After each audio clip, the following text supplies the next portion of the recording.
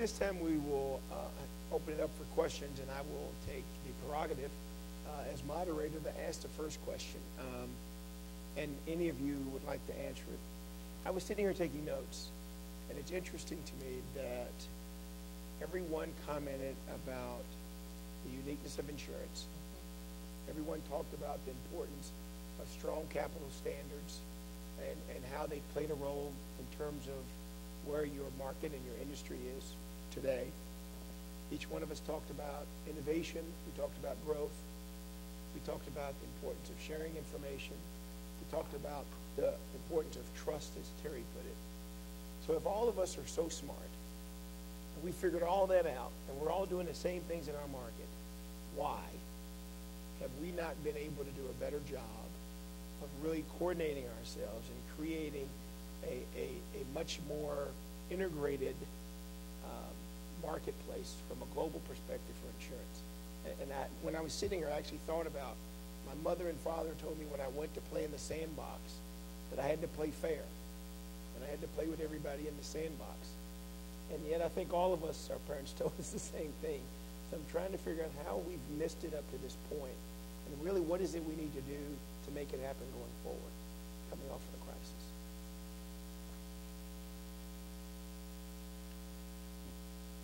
Okay. I probably shouldn't start but I will. I think part of it is, George, you said trust being important, and this goes back to my comment. I don't think we're there yet. And I think, John, to your comments about Solvency II, there has been some dialogue about Solvency II. And I don't think it's that that the U.S. regulators have problems with conceptually Solvency II. I think it is that, it's not clear yet what's going to happen and where, what was this regulatory capital standard, what is it being built to do? And frankly, I took a lot of comfort in some of what I've seen in the last month, where what is it, second wave guidance, the second wave of the second level guidance that purportedly came out with what the industry thought was excessively high capital standards. Well, there was a suspicion that until you really saw what that was going to look like,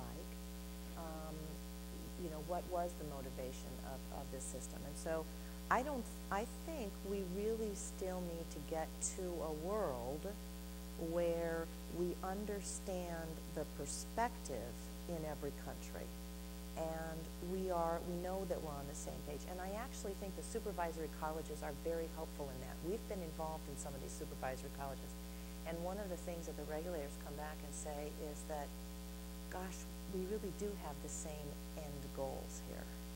And that's a healthy thing, that when regulators sit down and they talk to each other and they find out, we are focused on protecting consumers, we're focused on making sure that the claims, to your point, the number one thing, claims can be paid at the end of the day. But it really does require more work among regulators to get to that level of understanding and agreement and willingness to work together. And I'll just add a couple of points. I think on international standards, there's two reasons why we need to strengthen international standards. One is to make sure that we have the right standards, we have the best standards. But the other reason is to ensure a level playing field. And that really gets to what John was saying. I mean, that is key to effective competition. So, this is a twofer here. I mean, it's going to help you on both fronts. You're going to get more stability, you're going to get more efficiency, you're going to get better competition. The other area where I would emphasize is around the global table, getting national regulators to come and sit around. And as you were saying, yes, there are local differences in insurance, but it's not that different in different countries. And looking across the system, identifying vulnerabilities, and taking that home to our home jurisdictions and taking corrective actions. And the last thing I would say is that I thought you were a little harsh. I mean, I don't think the insurance insurance is a very global industry, as John was saying. In many respects, it's one of the most global. So, I mean, on on trade, on openness, you are doing a lot of things right. And I think the key is this crisis is posing a lot of challenges for that. So we've got to sort out where the real problems were, address those.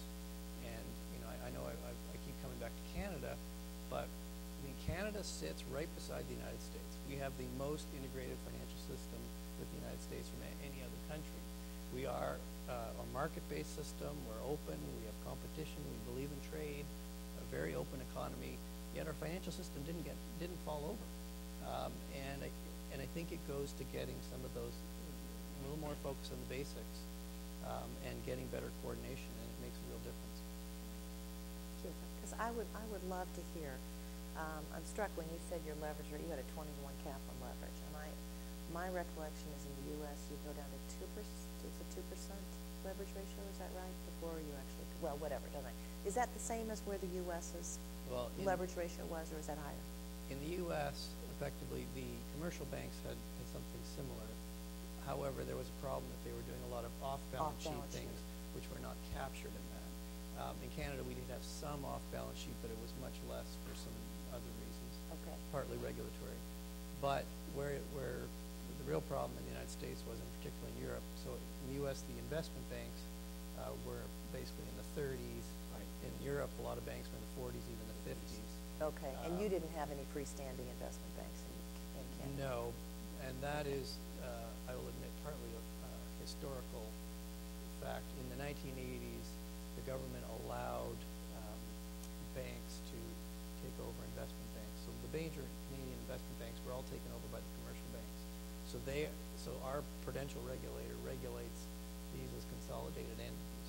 So, and they're subject to all part of the leverage cap. Okay, all right, okay. So that's. Well, I think it's a difficult balance between the local regulation and the global situation. There are some global principles, and countries should follow those principles. In the local side, what I see is where we need to build more confidence. We don't trust enough in industry with regulators. We're speaking about prudential regulation, and that for this to work well, we need to trust more each other, and that's the focus, in my opinion, in the local side. I think that we have the principles. IIS has done that job, and we should move to apply this in all the countries, and that should make more easy the coordination and the conversation between regulators. But I think the problem, in my opinion, is more in the local side, at least in Latin America, where things don't go that well because we're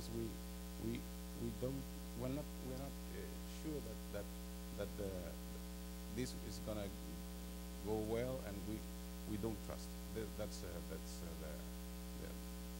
last word, actually. That's fine. Thank you. Well, George, I'm thinking back to your question. Why hasn't it been easier to get people to play in the sandbox, as it were?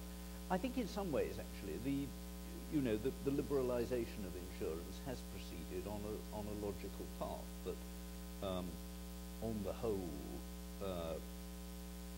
reinsurance has been, largely liberalized globally, and in the cases where it was not, such as the Brazilian reinsurance entity, that sort of national monopoly is coming to an end. In the wholesale market for large commercial risks insured cross-border, I think countries recognize increasingly that has to be a cross-border business, because smaller insurance markets may not have the capacity to do that. The problem is really